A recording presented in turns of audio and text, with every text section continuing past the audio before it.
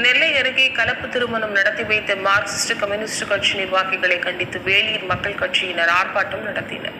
திருநெல்வேலியில் கலப்பு திருமணம் நடத்தி வைத்த மார்க்சிஸ்ட் கம்யூனிஸ்ட் கட்சி நிர்வாகிகளை கண்டித்தும் பாதிக்கப்பட்ட பெற்றோர்களுக்கு நீதி வழங்க கோரியும் வேளிர் மக்கள் கட்சியினர் அனைத்து வெள்ளாளர் பிள்ளைமார் மகாசபை, தென்னிந்திய இஸ்லாமிய மக்கள் எழுச்சி கழகம் மற்றும் முக்குலத்தோர் வாழ்வுரிமை கட்சியின் சார்பில் மாபெரும் ஆர்ப்பாட்டம் நடைபெற்றது.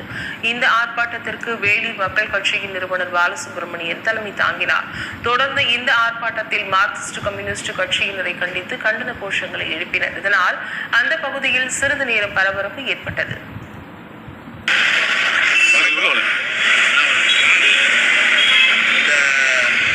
தமிழ்நாடு பிள்ளைமார் மகாசபை மற்றும் தேசிய உழைப்பாளர் முன்னேற்ற கழகம் வேளிர் மக்கள் கட்சி சார்பாக இன்றைய தினம் மதுரையில் நடத்தப்பட்ட நெல்லையில்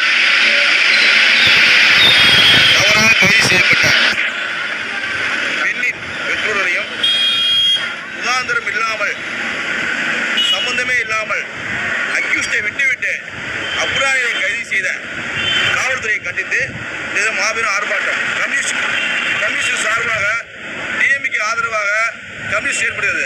அதற்கு ஆதரவாக ஆளுங்கட்சியை சேர்ந்த காவல்துறை கையில் வைத்துக் கொண்டிருக்கும் மு.க. ஸ்டாலின் அவர்கள் அப்ரானி அதாவது பெண்ணை இழந்து நடுரோட்டில் நின்று கொண்டு தன் பெண்ணை மீட்டு கொடுக்குமாறு திருநெல்வேலி காவல் நிலையத்தில் கொடுத்த மனுவை கையில் வைத்துக் கொண்டு என்ன பண்ணான்னு தெரியாது. வடகரை சுட்டு வடகரை ரெண்டா பிச்சு எண்ணெய் எடுத்து சாப்பிட்டாங்களான்னு தெரியல.